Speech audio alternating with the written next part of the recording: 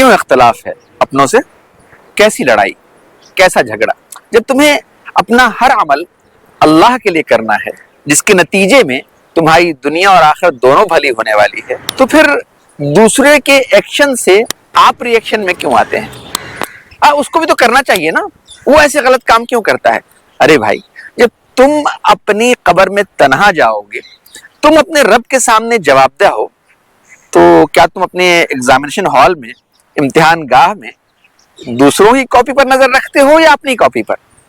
اگر اپنی کاپی پر نظر رکھتے ہو تو تمہیں چاہیے کہ تم اپنے عمل کے لیے کوشش کرو، اپنے عمل پر دھیان دو۔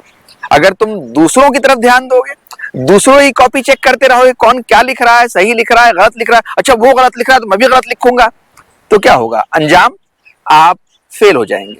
تو آج ایک بڑا مسئلہ یہ ہے کہ ہر شخص اپنے گناہوں کے لیے دوسروں کے گناہوں کو پیش کرتا ہے کہ وہ ایسا کر رہا ہے اس لیے میں ایسا کر رہا ہوں۔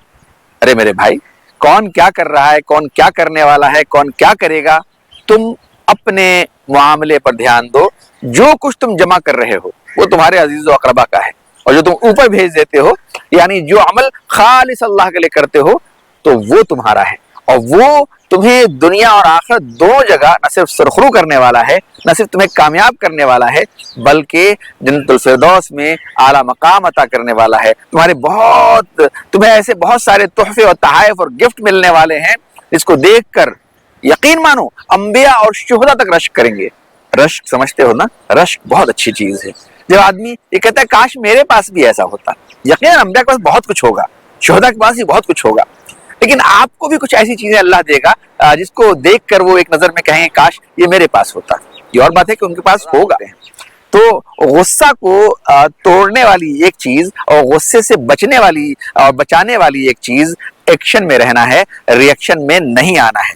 آج دنیا میں جتنے مسائل ہیں اس کی ایک بہت بڑی وجہ ری ایکشن دینا ہے۔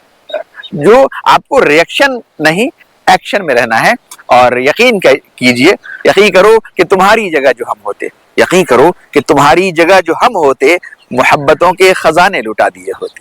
تو محبت، پیار، خوشیاں، نرمی، اچھائی، آپ جانتے ہیں پورے دین کی بنیاد اللہ نے نرمی پر رکھی ہے۔ کس پر رکھی ہے؟ نرمی پر، سختی پر نہیں۔ اور آپ کسی پر داروغہ نہیں ہیں، آپ کا کام ہے پہنچانا، اچھی باتوں کو پہنچانا، خود برائی سے بچنا، اور جہاں تک ممکن ہو سکے دوسروں کو بھی بچانے کی کوشش کرنا۔ لیکن غصے میں آ کے تم ایسے کیسے کر رہے ہو، تم یہ کیا کر رہے ہو؟ ایک بار میں 2002 کی بات ہے، میں حج پہ گیا ہوا تھا، تو مکہ کے اندر ایک شاپ کیپر کو دیکھا کہ وہ ایک آدمی کو برا بھلا کہہ رہا ہے، یہ میرے فلاں ملک میں ہوتا تو میں اس کو بتاتا۔ تو میں نے کہا کیا بتاتے آپ اس کو؟ کہا دیکھیے یہ بدتمیز اپنے جسم کے اوپر ایک لڑکی کی تصویر تھی اس پر، اور لے کے مکہ کے اندر پھر رہا ہے۔ تو میں نے کہا کہ یہ جو مکہ ہے نا، یہاں ایک شخصیت ایسی ہے جس کے حکم کے مطابق ہمیں زندگی گزارنی ہے۔ آپ اس کو کیسے مارتے؟ اس نے غلط کام کر رکھا ہے، لیکن اس کو ٹوکنے کا سلیقہ بھی وہی ہوگا جو محمد عربی صلی اللہ علیہ وسلم نے سکھایا ہے۔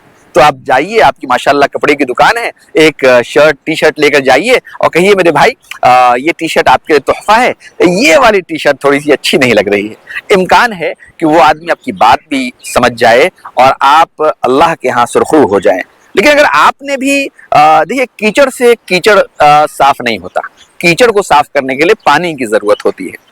تو زندگی میں مسائل سے بچنے کے لیے سب سے پہلی چیز ہے ایکشن میں رہنا اور مستقل کوشش کرنا، کوشش کرتے رہنا، صبر کرنا، اللہ کے سامنے سر بسجود ہونا، اور پھر اللہ سے مانگتے رہنا اور کوشش کرنا، توہمات میں نہیں پڑنا، فلاں کے چکر میں نہیں پڑنا، فلاں کے تعویذ گنڈوں کے چکر میں نہیں پڑنا۔